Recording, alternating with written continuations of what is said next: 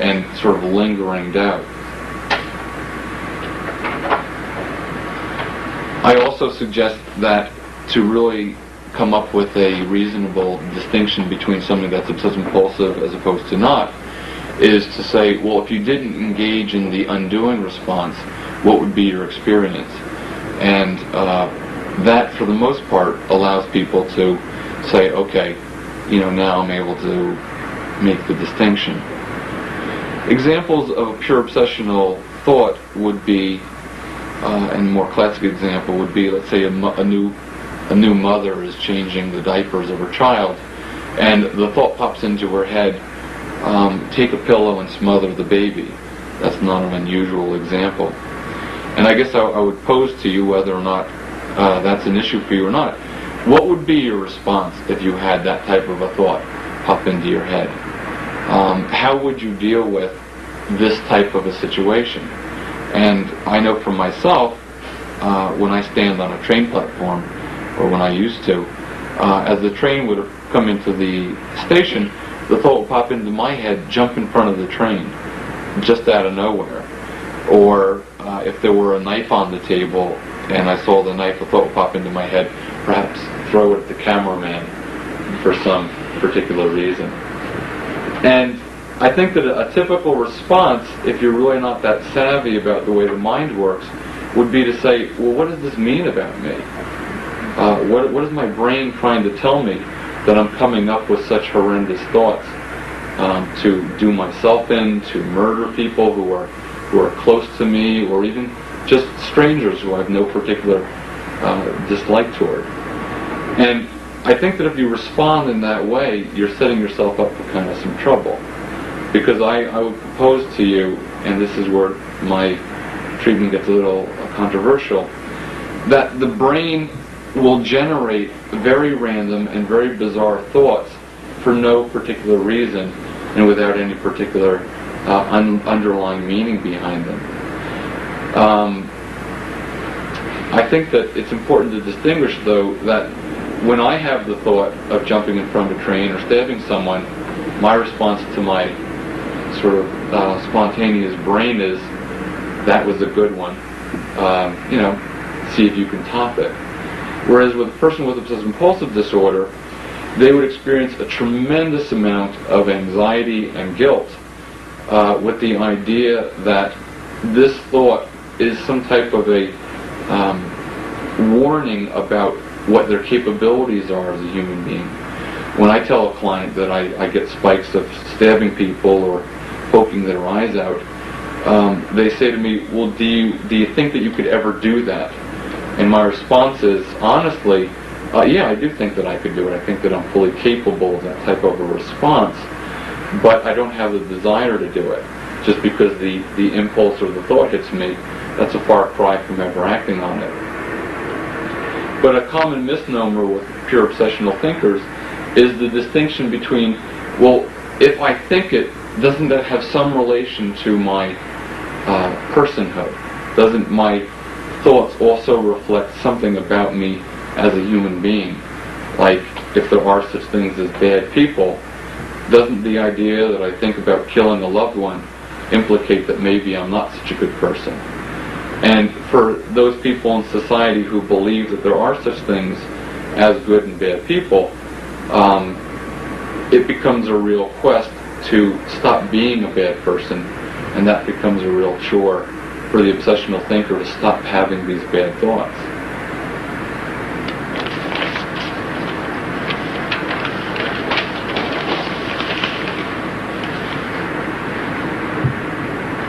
It's important to understand, for those persons who don't have obsessive-compulsive disorder, that the impulse to engage in a ritual, for me, is kind of tantamount, as I mentioned in my article, to the idea that if you have a loved one on a plane that crashes and the news says to you, 50% of the people on the plane lived, and you don't know whether your loved one was part of that 50%, at that moment, if someone turned to you and said, hey, I don't want you to do any thinking about finding out whether or not your loved one was a survivor, I think that's the degree of pull that a person with the pure obsessional thought experiences, to undo the question or to eliminate the recurrence of these thoughts or to try to rid themselves of the topic in general. And I think that for most people, especially family members of persons with this disorder, it's critical that they understand that the magnitude of that pull to engage in the ritual, because you often hear people who aren't sophisticated about this disorder saying things like, oh, don't worry about it, this isn't important. And I think that that can become a very insulting and alienating experience for a person with this disorder. To give you an example of the magnitude of the power of this mysterious pull, I had a client who came to me and said that he had the thought that if he didn't touch the third rail of the subway system, that impulse would never leave him. And it was so true to him that he had to act on this that he actually did touch the third rail. Unfortunately for him, the electricity wasn't on. But I've heard of people who have put themselves in a highway or on a road within oncoming traffic to touch manhole covers a certain amount of times in order to escape the thought which says, if you don't get rid of me, I will make your life absolute hell. So what do puros have in common?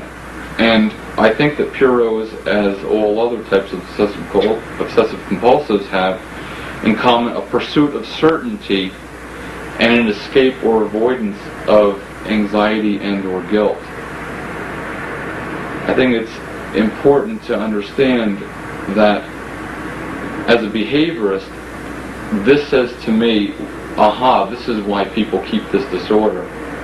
Because from any anxiety response, whether it be a simple snake phobic or an agoraphobic or a person with panic attack, always the element of escape and the element of avoidance is a very powerful reinforcer to the maintenance of the problem. Because I think that you're really feeding back to your brain, this is valid, this is legitimate, and because I engage in such tremendous effort to get rid of these impulses, they must really be real and they must really be important to escape.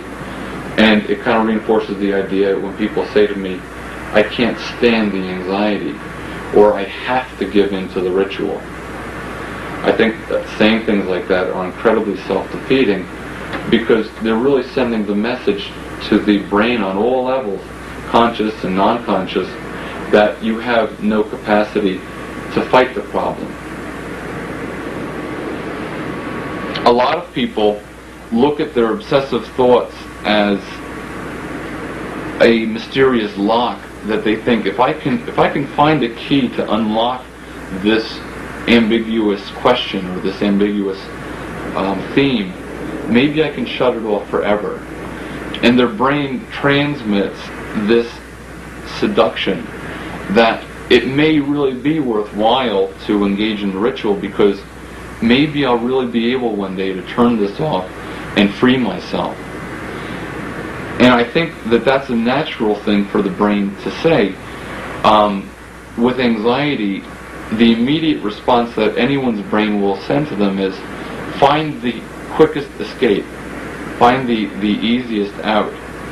And it turns out that that door that says, this is the way out, this is the way that you can shut off the anxiety, when the person goes through it, is feeding the problem. And I'll talk about later what the other doors offer, but people have said to me that they know over and over again that every time they engage in the ritual that it's going to reoccur, but the impulse to just shut it off temporarily is so great that they choose it over and over and over again. And I think that it's similar to what you hear to people with addictions like cigarette smoking or perhaps alcoholism, that the impulse to engage in the sedative response is tremendous, and that's why a lot of people sometimes approach OCD and bulimia in a very similar vein, because there is that sort of sedative or addictive quality to it. But I would suggest to you that an addiction and OCD are very, very different phenomena.